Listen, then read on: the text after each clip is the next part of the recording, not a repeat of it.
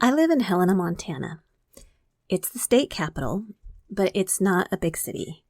In my opinion, the best thing about Helena is that we have trails everywhere.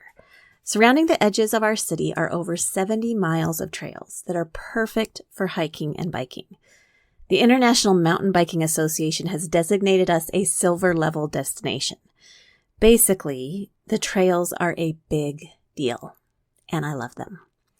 Earlier this week, I was taking advantage of those trails when, biking across a favorite meadow, I had literally just informed my friends that if the time comes that they need to spread my ashes, this meadow is the place.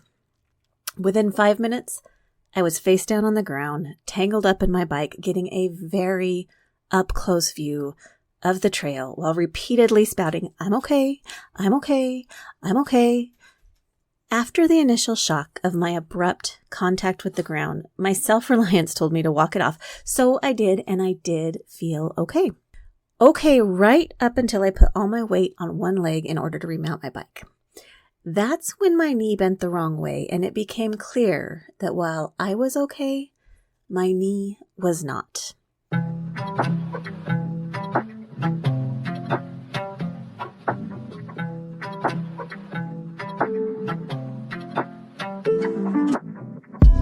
Welcome to Death Becomes Her, the minicast where we spend 5 to 10 minutes discussing death, dying, and grief from a variety of angles. I'm your host, Layla Kelly.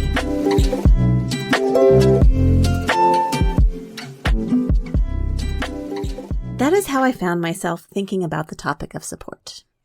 Death doulas offer support. That's a kind of vague statement. Yes, we offer support, but what does that really mean? Haven't people been dying for literally forever? Do we really need support through the dying process? Isn't this just the human experience, something we've been handling since the beginning of human existence? Why do we need death doulas now? I feel like these are valid questions, and like I say, my recent experience got me thinking about the topic of support. So for this episode, my knee will be an apt analogy for the work that doulas do and the work that we all can do. So yes, my knee had veered medially, meaning my left kneecap veered toward my right kneecap. A very unnatural and, from my viewpoint, sickening motion to witness. Immediately, I started to look for stability. I needed to tie something around my knee, something to keep it on the straight and narrow. We ended up tying a shirt around my knee, which did give me enough confidence to at least get on the bike and start on the downhill. After a lot of one-legged maneuvers and a couple of hours, I was delivered safely to my couch. My husband, he made a quick run to the pharmacy for an ace bandage, a wrap that I could put around my knee. That little ace bandage was just what I needed to feel better. It didn't fix the growing pain, but it did make me feel a bit more stable. By morning, it was clear that I was going to need to see a doctor. My knee had become so painful during the night, and getting into the car was unpleasant to say the least. I could no longer really maneuver my leg on my own. I had to hold my knee up, and then I had to have somebody hold the weight of my foot as I pivoted my body to get into the passenger seat. The same maneuvers were repeated to get out of the car, to get on the exam table, to get situated for x-rays. Fortunately, every time I had a team of people to help me and support my weak and tender areas. After all the medical stuff, I was sent home with another ace bandage and a referral for an MRI. But a couple hours later, I got a call from the doctor. It seems that the radiologist had seen something on the x-ray, and I needed to go back to the clinic. Ace bandages weren't going to cut it. I needed a massive black brace ankle to hip. That's what I'm hobbling around with these days, as well as a set of standard issue crutches that we rented from the equipment rental shop. Side note, you can rent a cement mixer and crutches all in one handy location. So yeah, I have an ace bandage, a big strong brace, and crutches. And even though it is far from convenient, I gotta tell you, it is an absolute game changer. Do you see where I'm going with this? The right support makes all the difference in the world. Yes, Technically, we can navigate situations without support, but when we do, we feel the instability. We feel the tentativeness and uncertainty. When a shift in life happens and we realize that we may be facing an end-of-life situation, at first, we may feel like we can handle it on our own. Maybe we only need to tie a shirt, as it were, around the injury to be confident enough to move forward. As the adrenaline wears off and the inflammation and pain sets in, upgrading from the makeshift support of the shirt to an ace bandage again gives us that extra feeling of stability and support. We're being held together by the compression wrap and it feels better. Again, we find that we can move forward. But still, that may not be enough when curveballs come our way unexpectedly. We can feel the fear. For example, my dogs. What if they jump or wag in such a way that they touch my instability? This whole thing could blow. As end-of-life situations progress, that sensitivity and fear manifest as well. If someone says the wrong thing, or our loved one's pain seems unmanageable, the uncharted territory is getting too foreign. Tripwire after tripwire is being laid down and the tension becomes palpable. We can feel it squeezing in. One wrong move and this is all going to blow.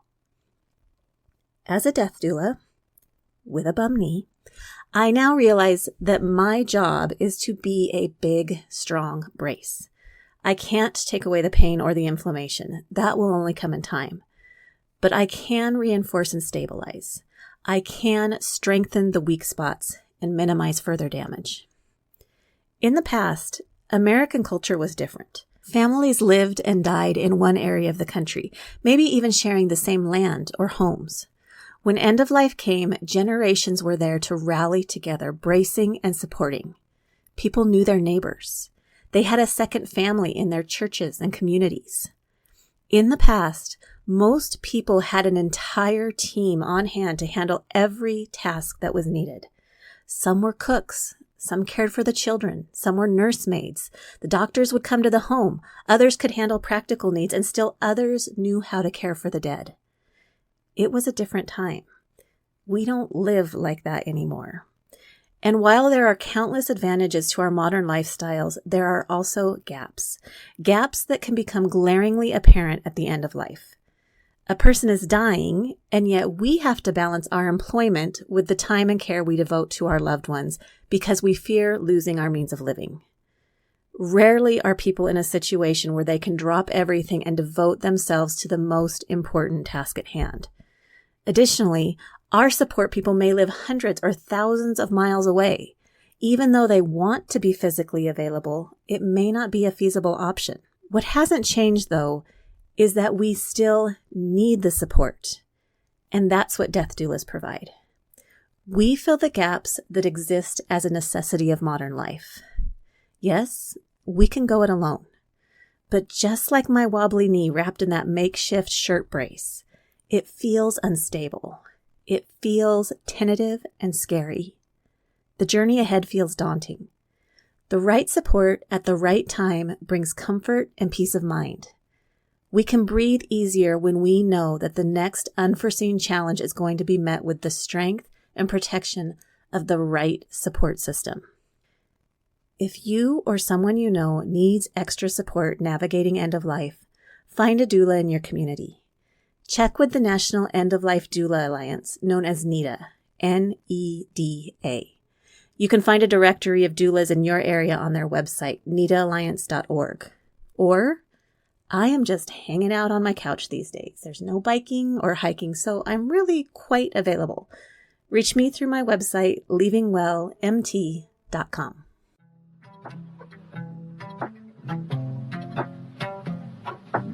Thank you for listening to the Death Becomes Her minicast. Connect with me, Lyella Kelly, at www.leavingwellmt.com. Special thanks to Roman Belov for our intro and outro music. Thank you for tuning in, and remember, talking about death won't kill you. I promise.